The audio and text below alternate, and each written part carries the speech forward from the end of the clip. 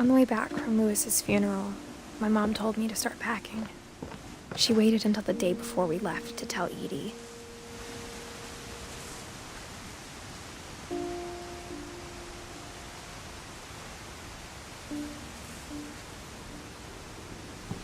I'm not sure if she wanted to make it easier or harder.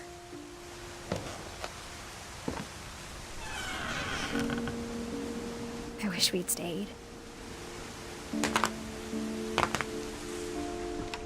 But I understand why we left.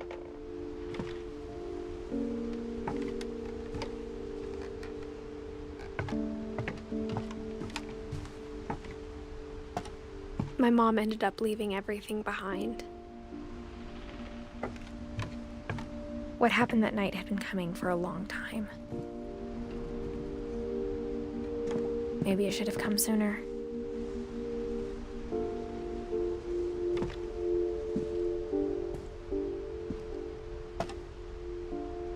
But it had to end one way or another. All that's left now is to tell you about that last night.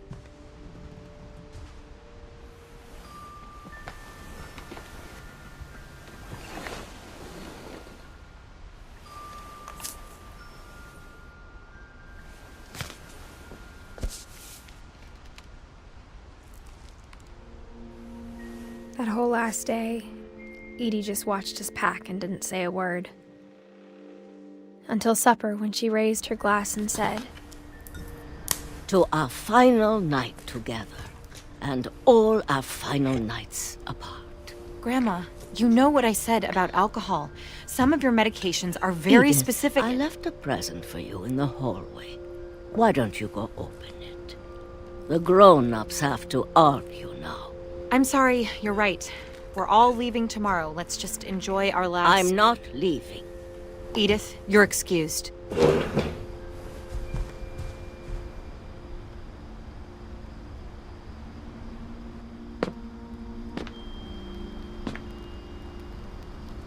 The power had been shut off that morning, but Edie always had plenty of candles. When my mom sealed the library, I don't think she knew about the other entrance. Or that Edie had a key to it.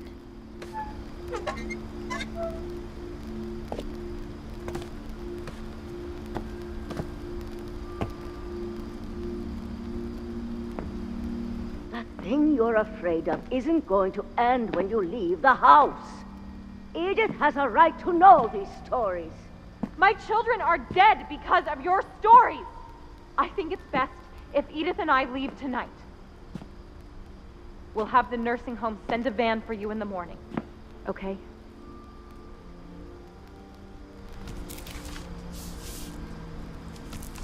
Dear Edith, there's so many stories I wish I could tell you, but there's only time for one.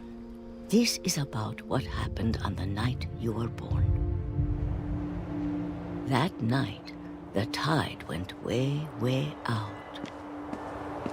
It was the first and last time I ever saw the old house aground. There'd been an earthquake out in the middle of the ocean. They called it the lowest tide in 1,000 years. God, it smelled awful. You know, I've seen that house every day of my life.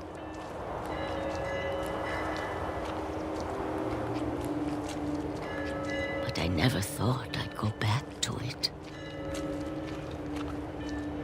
When the fog rolled in, I lost my way.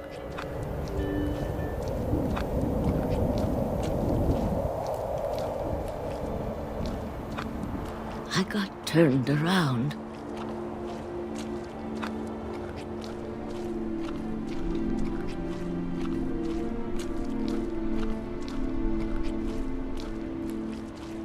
For a while, I wandered. I started seeing things.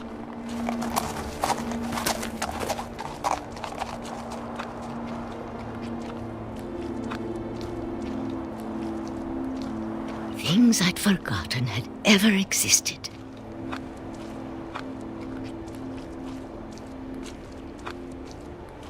When I saw them, they felt like old friends. That night, a lot of things came back to me. Or maybe I came back to them.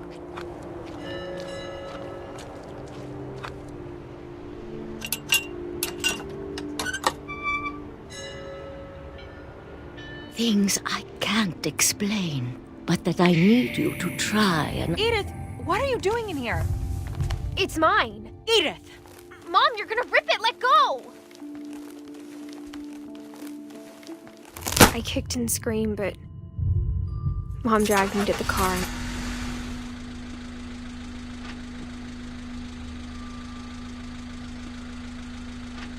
I never saw Great-Grandma Edie again. The next morning, the band came to pick her up, but she was already gone. After that, we moved around a lot.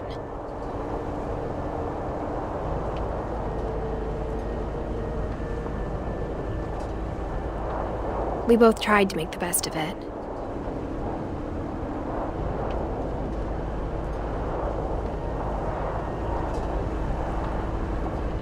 A few years went by.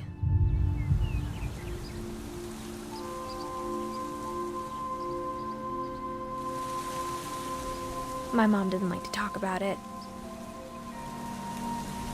but she started getting sick a lot. The rest happened pretty quickly. She got better for a while, and then she didn't.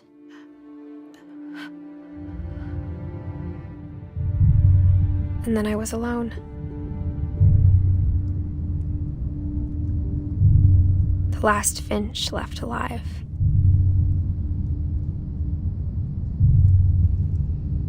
Until I found out about you. I'm still not sure what to tell you about all this. If we lived forever, maybe we'd have time to understand things. But as it is, I think the best we can do is try to open our eyes. And appreciate how strange and brief all of this is.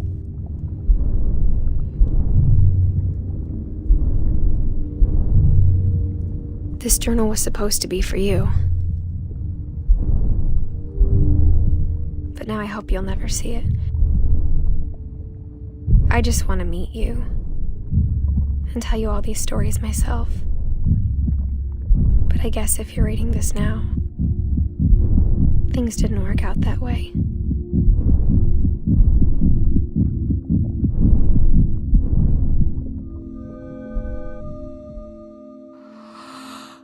This is where your story begins. I'm sorry I won't be there to see it. It's a lot to ask, but I don't want you to be sad that I'm gone. I want you to be amazed that any of us ever had a chance to be here at all. Good luck.